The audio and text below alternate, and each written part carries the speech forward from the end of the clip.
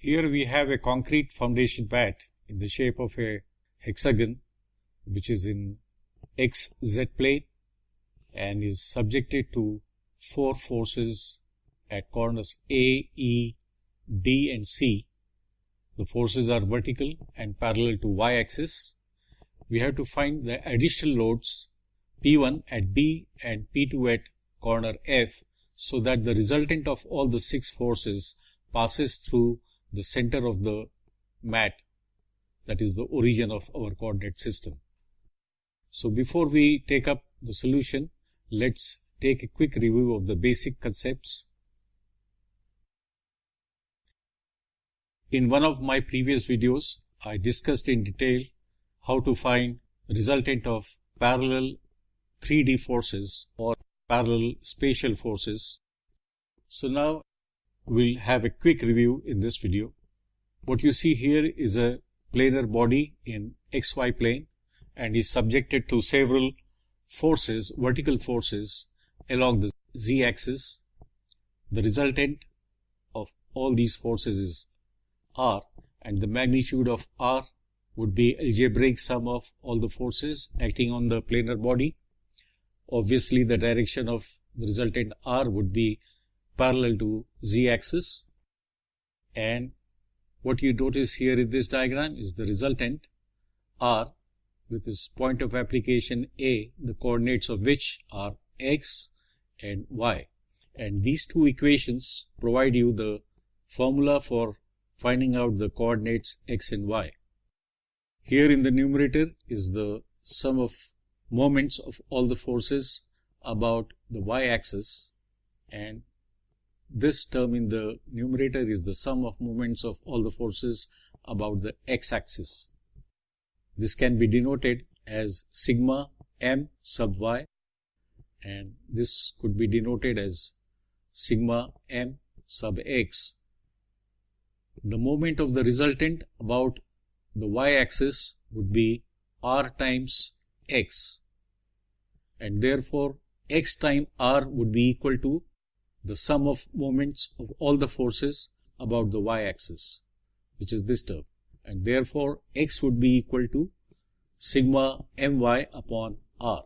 Similarly, r times y is the moment of the resultant about the x-axis. R times y would be the moment about the x-axis, and therefore will be equal to the sum of moments of all the forces about the x-axis, and therefore will be equal to sigma m sub x, and therefore y would be equal to this term divided by r. Now these are 3 important formulas which will help you in solving several problems relating to parallel spatial forces.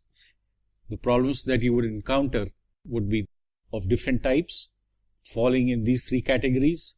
The first category is determining the magnitude and point of application of the resultant, and a problem of this kind I already solved in the previous video. The second category of problems is to find the additional loads so that the resultant R passes through a specified point, and a problem of this type we are going to solve in this video.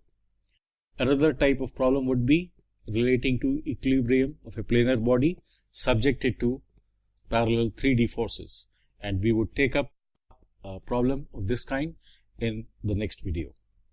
So now, having talked about the basic concept, let's get back to the problem that we started with. Now in this problem, the planar body is lying in the XZ plane, and the forces acting on it are parallel to the y-axis. So the resultant of all these forces would be along the y-axis, and to calculate the magnitude we have this formula.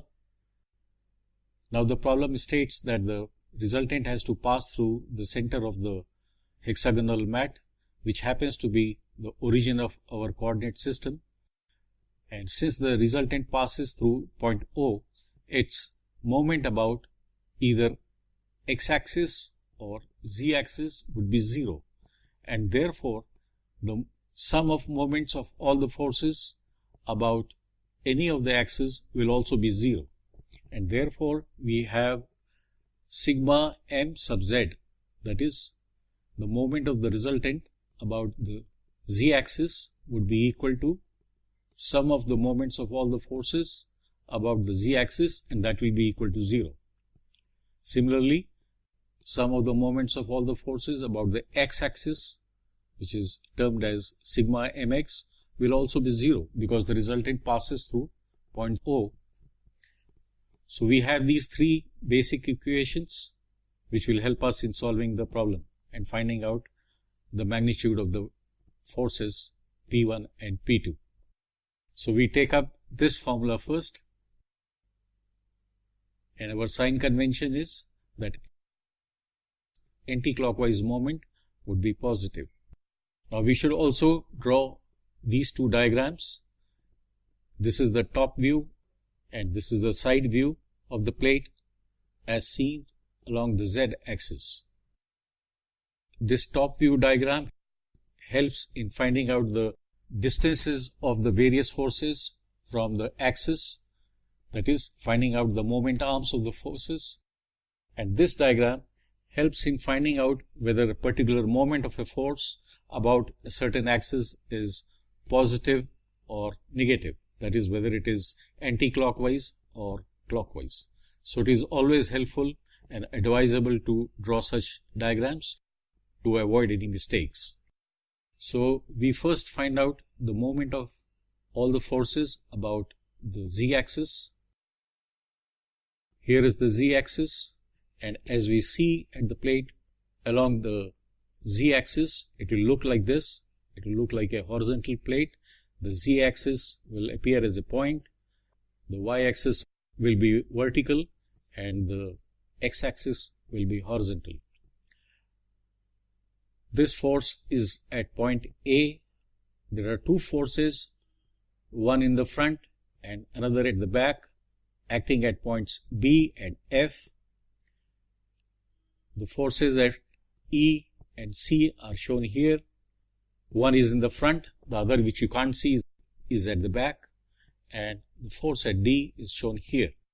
Now the forces at points A, B or F will produce a counterclockwise moment about the z-axis like this, and the forces which you see on the right side, that is acting at points C, E and D, would produce a clockwise moment about z-axis. So let's take up the force acting at A. Its magnitude is 80 kilonewtons and its distance from z-axis is AO, and AO is equal to this distance, which is 3 cos 60, which is 1.5 meters, and this distance is half the side, that is also 1.5 meters. So the total length AO is 3 meters. Therefore, 80 times 3 would be the moment of this force acting at the corner point A. And since it is counterclockwise, it will be positive. So we get this first term. The second force at B is P1 and its moment arm is 1.5. So P1 times 1.5. The third force is P2 at point F and its moment arm is 1.5. Therefore, we get this term P2 times 1.5. Now the forces acting at the points E, D and C would be producing clockwise moments, and therefore they will have negative terms in this equation. So let us take this force, 40 kilonewtons, its moment arm is 1.5 meters. Therefore we have this term 40 times 1.5 with a negative sign. This force of 100 kilonewtons will also have clockwise moment, and its moment arm would be 3 meters, and therefore we have this term here. Similarly, the 60 kilonewtons force acting at point E would have a clockwise moment with a moment arm of 1.5 meters, and therefore we have this term. All this would be equal to 0 because the resultant is passing through point O, and since it is lying on the z-axis, its moment is 0, and therefore we have 0 here on the right hand side of this equation. Simplifying this would yield P1 plus P2 times 1.5, and we take all these terms on the right hand side. This will give us 90, this will give us plus 300, this will give us plus 60, and 80 times 3 is 240, which will become minus 240 on the right hand side. All this on the right hand side will work out to 210, and therefore P1 plus P2 would be equal to 210 upon 1.5, which will turn out to be 140. So we get the first equation, which is P1 plus P2 is equal to 140. Now we will use this formula, which will give us the second equation in terms of P1 and P2. As per the sign convention, all anti-clockwise moments would be deemed as positive. And now our side view will be different. We will be looking at the plate from this side. And how the plate will look like is shown here. The forces at A and D are on the x-axis. So the forces, these are the forces, one behind the another. They are passing through the x-axis, which appears as a dot. The forces acting at points B and C are shown here, and the forces acting at E and F are shown here.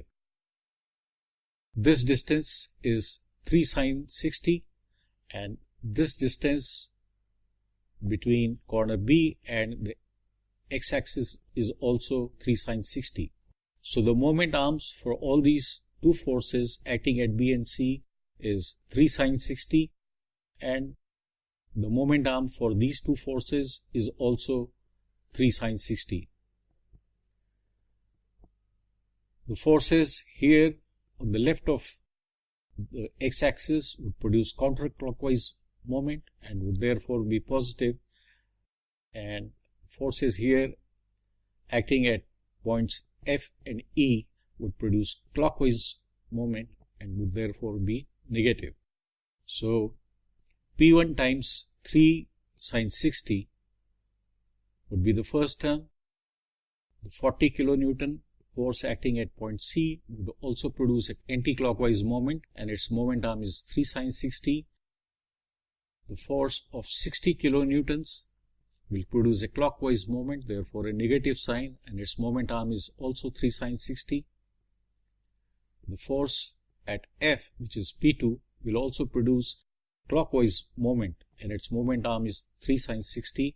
Therefore we have this last term.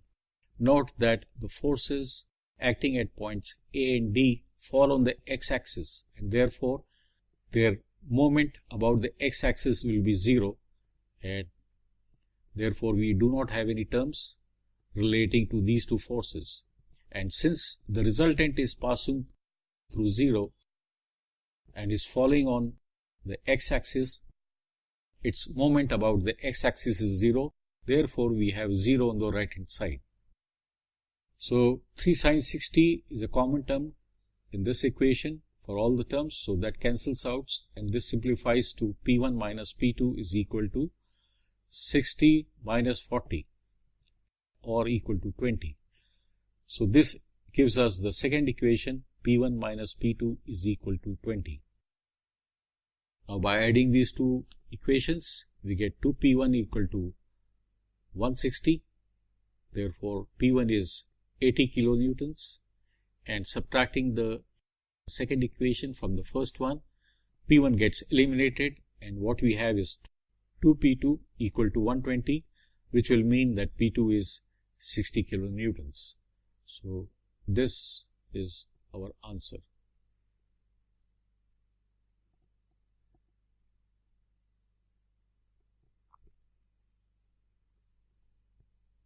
So that's it.